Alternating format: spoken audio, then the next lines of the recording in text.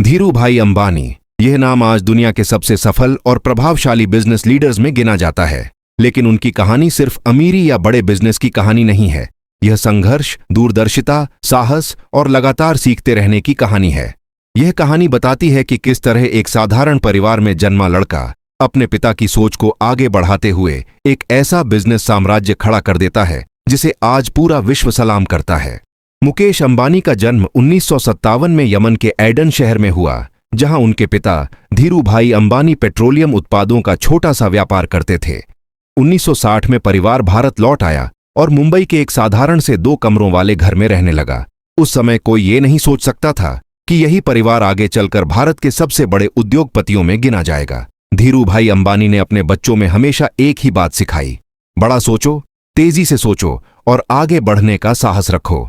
यही सोच मुकेश के जीवन का आधार बनी। मुकेश अंबानी की पढ़ाई मुंबई के हिल ग्रेन्स हाई स्कूल से हुई।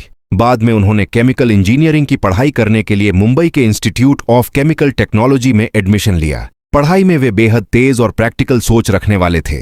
उनकी रुचि नई तकनीकों और इंडस्ट्री की गहराई समझने में थी। इसी जुनून के चलते वे अमेरिका के स्टैनफोर्ड यूनिवर्सिटी में MBA करने गए। लेकिन किस्मत ने कुछ और ही तय किया था। 1980 के दशक में धीरूभाई अंबानी तेजी से बढ़ती अपनी कंपनी रिलायंस में बदलाव की योजना बना रहे थे और उन्हें अपने बड़े बेटे की जरूरत थी।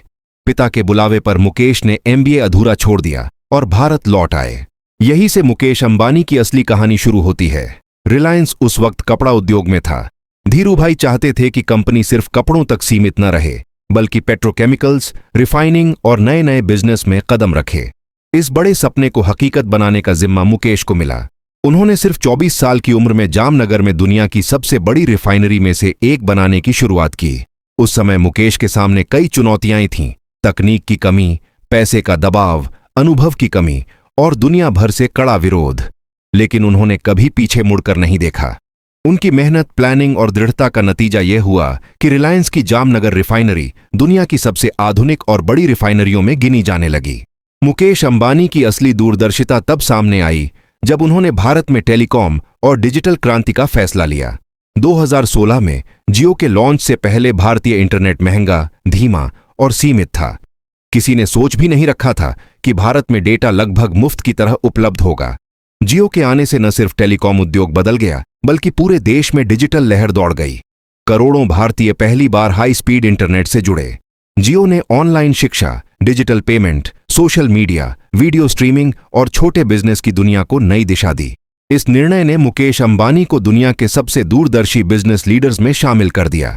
जियो सिर्फ एक कंपनी नहीं, बल्कि भारत के डिजिटल भविष्य का आधार बन गई। इसके अलावा मुकेश ने रिटेल सेक्टर में भी रिलायंस रिटेल को भारत का सबसे बड़ा रिटेल नेटवर्क बना दिया।